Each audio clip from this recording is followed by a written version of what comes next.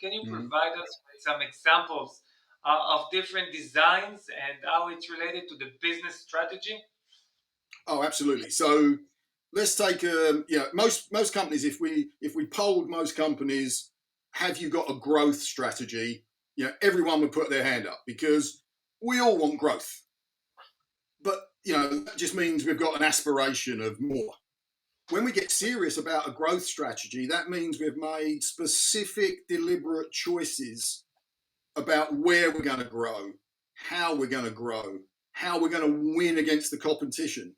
What does that mean in terms of new products, new customers, new channels, new markets?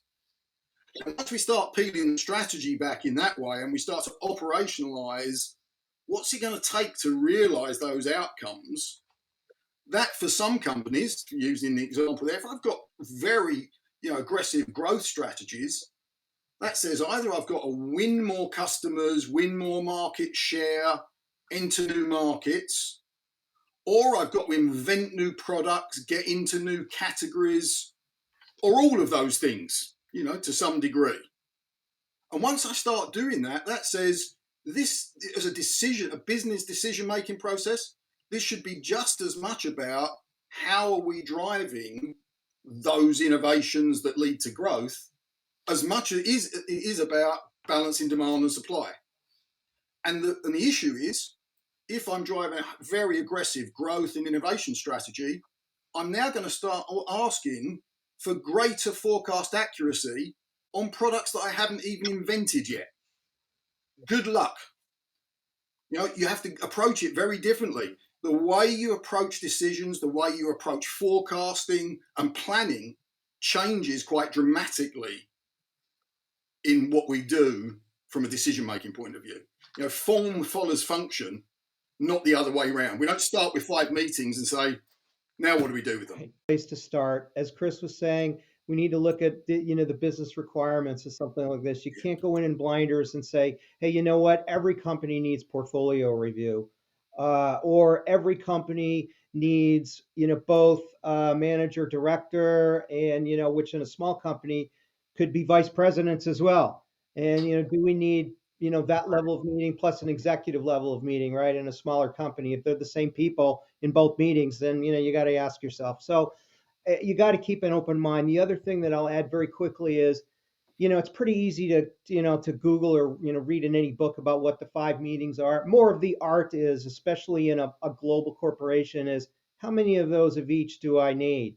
I got regions, I got business segments, I got plants here and there. What do I got? 20 plants in one supply review? Or how many demand reviews do I have? Like we've done designs where you have 8, 10, 15 demand reviews that roll up across regions and so forth. So that's really the art of how this is really going to flow in sometimes in multiple layers. When we speak about global companies, which they have multiple business units, it's much harder to design an overall process that connect with each other. Different regions, different time zones, sometimes different business units, as I said before. And how do you connect it in such a way where the CEO is well informed of what's going on, and you can take decisions on the right, at the right time. It's very hard to do it, and this is when I say redesign, it's how you take a very structured process and then you start to play around with it and to make sure everyone is doing what they should do in order to take the timely decisions. And that's as you said before, Eric and Chris, I totally agree with that. When we talk about global companies, it gets much harder, and that's the experience needed in order to really build it and think out of the box. You don't need to work in such a way that you have to accomplish these 5 steps. No, think what will deliver the best or the highest value to the business unit and to the company itself.